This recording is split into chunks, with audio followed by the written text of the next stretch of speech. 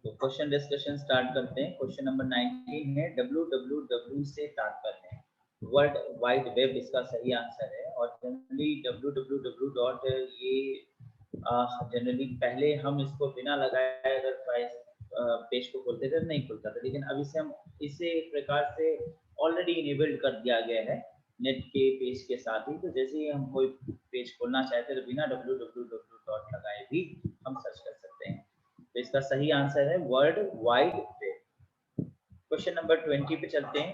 एक hard disk tracks में विभाजित होती है जिसे निम्नलिखित में और उप विभाजित किया जाता है। तो ट्रैक्स में और ट्रैक्स को किस में विभाजित किया जाता है? तो यहाँ पर मैंने हार्ड डिस्क के ऊपर आप लोगों को एक पेज पढ़ाया था, ठीक है, मैं लिंक करता हूँ पेज को।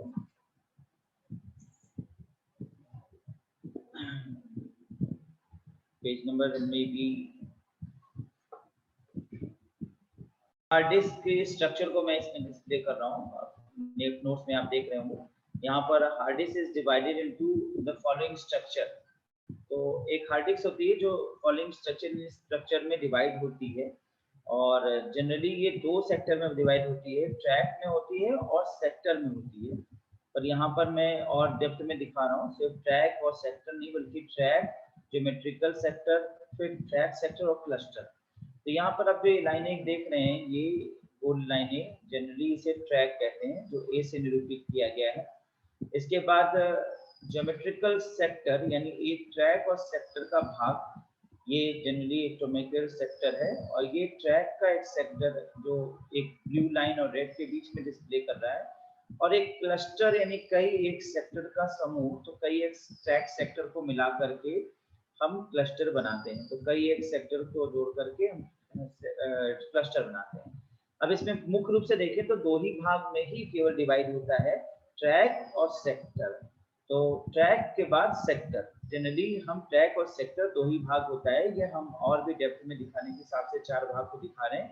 तो जब हम क्वेश्चन पे वापस लौटते हैं तो आप यहाँ पर नोट्स में देखेंगे कि यहाँ पर क्वेश्चन है कि एक हार्ड डिस्क जो है वो एक हार्ड डिस्क में विभाजित होती है जिसे निम्नलिखित में से उपविभाजित किया जाता है। तो ट्रैक और ट्रैक के बाद जो है, ट्रैक्स के बाद विभाजित होती है सेक्टर्स में। तो इसका सही आंसर होगा सेक्टर्स। तो यहाँ पर आंसर हो गया 20 का बी, सेक्टर। ठीक है, तो मैंने अभी आपको इसका पूरा कंप्लीट डायग्राम दिखाया। आते हैं अगले क्वेश्चन पे, क्वेश्चन नंबर 21। ऐसा कंप्यूटर प्रोग्राम जो किसी प्रोग्राम को वक्तव्यवार मशीनी भाषा में अनुदित करता है उसे कहते हैं।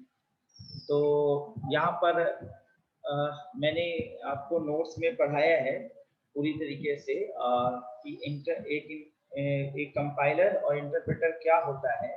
तो यहाँ पर उसी के अकॉर्डिंग क्वेश्चन बनाया गया है। तो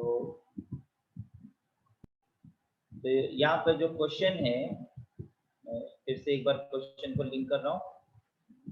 क्वेश्चन है, एक ऐसा कंप्यूटर प्रोग्राम जो किसी प्रोग्राम को वक्तव्यवार मशीनी भाषा में अनुदित करता है उसे क्या कहते हैं? यानी इंग्लिश में देखें तो a computer program that translates a program, ठीक है, statement by statement into machine language. तो मशीन लैंग्वेज में तो करता ही करता है स्टेटमेंट बाय स्टेटमेंट।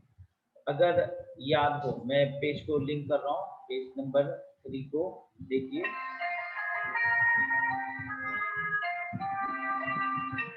नोट्स में देखिए इंटरप्रेटर क्या होते हैं। इंटरप्रेटर वैसे प्रोग्रामिंग भाषा होती है जिसमें एक स्टेटमेंट जो है एक बार में रीड करेगा सिस्टम, प्रोग्राम रन जब करेंगे, और दूसरा स्टेटमेंट रीड करेगा, यानी एक एक स्टेटमेंट को रीड करता जाएगा। तो एक एक स्टेटमेंट को जब रीडिंग किया जाएगा तो इसमें फायदा यह है कि कोई भी गलती बड़े आसानी से पकड़ी जा सकेगी। जैसे ही किसी एक प्रोग्राम लाइन नंबर पे कोई गलती होगी, वो कंप्यूटर रनिंग प्रक्रिया वहीं रोक देगा और तुरंत एक मैसेज देगा कि syntax error on line number that. इस प्रकार से इंटरप्रेटर में गलती पकड़ना बहुत आसान होता था, डिबगिंग बहुत इजी होता था। इस प्रकार के लैंग्वेज में हम गलती को बहुत आसानी से पकड़ सकते थे। इसमें एक ये अच्छाई थी, लेकिन इसके वजह से क्या था, जब गलती नहीं भी है प्रोग्राम में, तब भी जो है हर बार जब भी हम रन करेंगे तो प्रोग्राम को रीड करेगा। प्रोग्रामिंग लैंग्वेज की विशेषता लाइन टू लाइन रीड करने की है। तो इंटरप्रेटर टाइप ऑफ लैंग्वेजेस में क्या दिक्कत थी कि वो फिर टाइम बहुत ज्यादा लेगा। अगर प्रोग्राम एक बार सही हो गया तब उसको उसी में रीड करेगा, क्योंकि बना उसी भाषा में। तो इस वजह से क्या है, टाइम टेकन बढ़ जाता है, तो समय भी बढ़ जाता था, मेमोरी भी बहुत ज्यादा लेता। तो समय को घटाया जाए और मेमोरी को बचाया जाए, दोनों दृष्टिकोण से compiler type of programming languages का विकास किया गया, जिसमें सी और C++ जैसे प्रोग्रामिंग लैंग्वेज विकसित हुए। हाँ, इसमें कमी जरूर है कि प्रारंभिक दौर में जब एक बार प्रोग्राम बनाया जाएगा तो उसमें रीडिंग करना मुश्किल होगा, रीडिंग करना टिपिकल होगा। लेकिन ये है कि एक बार एरर ठीक हो जाने के बाद, एरर पकड़ लिए जाने के बाद उसको हम आसानी से रन कर सकते हैं। ये दृष्टिकोण से कंपाइलर जो है वो ज्यादा बढ़िया और परिष्कृत टाइप ऑफ लैंग्वेज बन गए, और इंटरप्रेटर एक प्रकार से इन कमियों की वजह से अनयूज्ड होने लगे। तो ये था इंटरप्रेटर और कंपाइलर में डिफरेंस। अब अगर हम इस क्वेश्चन में वापस पहुंचे तो क्वेश्चन को देखें।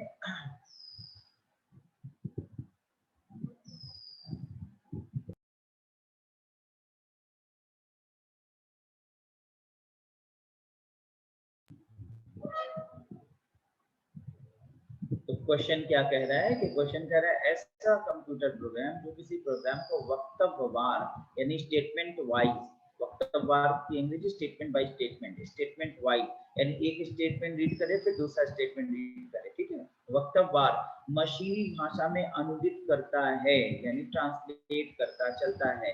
तो इसलिए यहाँ पर इंटरप्रेटर इसका सही आंसर होगा। तो राइट आंसर इज इंटरप्रेटर। तो यहाँ पर जो राइट आंसर है वो है इंटरप्रेटर, ठीक है। तो प्रोग्राम बनाने वाले के लिए अच्छा ये रहती थी, गलती बहुत आसानी से पकड़ लेता था। जैसे मैंने एक प्रोग्राम बनाया, मैंने एक प्रोग्राम सपोज करिए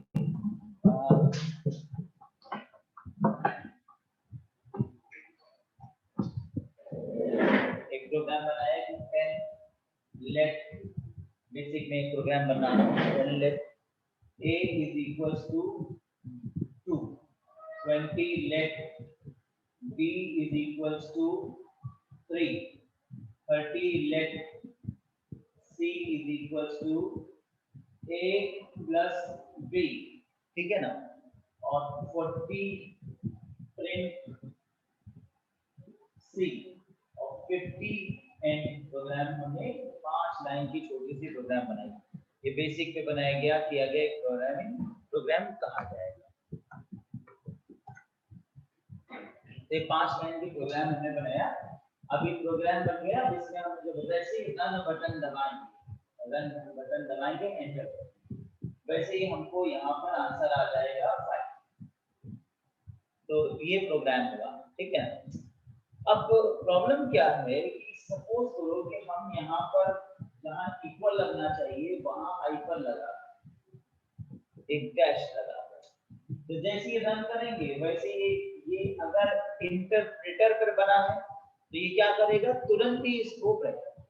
मतलब अगर ये इंटरप्रेटर पे बना है प्रोग्राम, अगर इंटरप्रेटर पे बना है तो क्या करेगा, तुरंत हमें बताएगा कि किस लाइन पर फॉल्ट है, लाइन पर फॉल्ट तुरंत बता देगा इंटरप्रेटर, कहेगा कि लाइन नंबर 30 पर फॉल्ट तुरंत बताएगा, ठीक। अब हमने लाइन नंबर 30 पे सुधार कर दिया और फिर रन किया। सपोज करो हमने प्रिंट कमांड जो है वो सी की जगह डी लिख दिया, तो हमें तुरंत ही बताएगा लाइन नंबर 30 पे फॉल्ट है। तो लाइन नंबर 30 पे फॉल्ट है, लाइन नंबर 40 फॉल्ट है, तुरंत बता देगा। ये अच्छा ही है कि तुरंत लाइन नंबर डिटेक्ट कर देगा। लेकिन अभी क्या प्रॉब्लम हो रही है, अभी पता है ये इंटरप्रेटर पे हम कर रहे हैं, इंटरप्रेटर। लेकिन अब अगर हम इसे कंपाइलर पे बनाएंगे तो क्या होगा कि वो ये लाइन नंबर नहीं बताएगा, कहेगा सिंटैक्स, कहेगा सिंटैक्स है ढूंढ लीजिए। अब गलती है पता लगा लीजिए, अब गलती है पता लगा लीजिए। इस दृष्टिकोण से हम ढूंढने लिखेंगे तो 4-5 लाइन का प्रोग्राम है, ढूंढने का यहाँ आइकन हो गया, यहाँ डी लिख दिया, सुधार। लेकिन अगर हमारा 500 लाइनें का प्रोग्राम है तो 500 लाइनों का प्रोग्राम है तो बहुत टाइम लगेगा, काफी देर लगेगा। हम एक एक को ढूंढेंगे, एक एक को सुधार करेंगे, रन करेंगे, सुधार करेंगे, रन करेंगे, रन करेंगे, सुधार, एक एक लाइन में ढूंढते ढूंढते बहुत टाइम लगेगा। तो ये फायदा था इंटरप्रेटर की प्रोग्रामिंग लैंग्वेज में कि इंटरप्रेटर की प्रोग्रामिंग लैंग्वेज टाइम कम लेते थे, ठीक है, टाइम सॉरी गलती पकड़ने में आसानी रहते थे, लेकिन टाइम टेकन बहुत हो जाते, ठीक है, मेमोरी ज्यादा इस्तेमाल हो जाता था। अब कंपाइलर, अब मान लीजिए एक बार प्रोग्राम ठीक कर दिया प्रोग्रामर ने, तो वो भी जब रन करेंगे तो इंटरप्रेटर के तकनीक से ही प्रोग्रामिंग रन होगी, यानी एक एक प्रोग्राम को रीड करे, एक एक लाइन को रीड करेगा। अब जब सारी लाइनें ठीक हैं तो लाइन को रीड करेगा तो टाइम देगा। मान लीजिए कि एक लाइन को रीड करने में 1 सेकंड लगता है, तो कंप्यूटर जब रन बटन दबाएंगे तो फिर वो फाइल लिखने में 5 सेकंड लेगा, 1 2 3 4 5, अब लिखेगा फाइल, तो भाई 5 सेकंड बर्बाद हो गए। अच्छा चलिए 5 सेकंड का बर्दाश्त कर लेंगे, लेकिन अगर 500 लाइनों का प्रोग्राम और 500 लाइनों का अगर प्रोग्राम है और तो 500 सेकंड लेगा, तो पता चला कि हमने रन दबाया और फिर वो पूरा एग्जीक्यूट होने में काफी देर लगा देगा, 2 घंटा लगा देगा, तो ये तो बहुत सुस्त हो गया। तो फास्ट करने के लिए प्रोग्रामिंग लैंग्वेज की बनाने की तकनीक बदल दी और इंटरप्रेटर से हम compiler type of programming languages का विकास करते हैं। ये डिफरेंस है इंटरप्रेटर और कंपाइलर, ठीक है, क्लियर?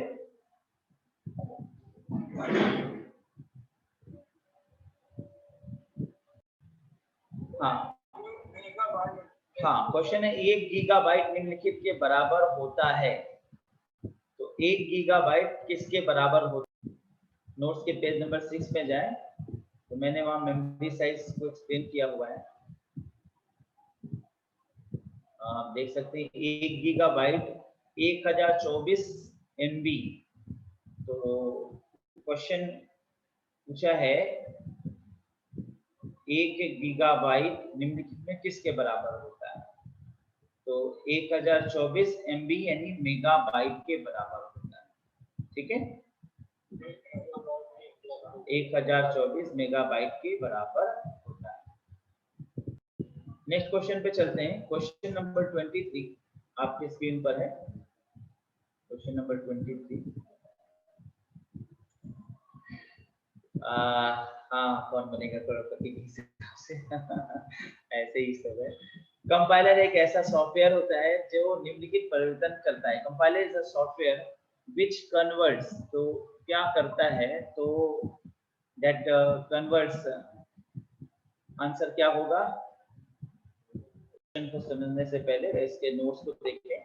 तो कंपाइलर जो है वो machine code from old into machine code from high level language, तो मशीन से हाई लेवल लैंग्वेज की ओर ले जाता है, और मशीन लैंग्वेज से, अब अगर हम क्वेश्चन की ओर वापस चलें,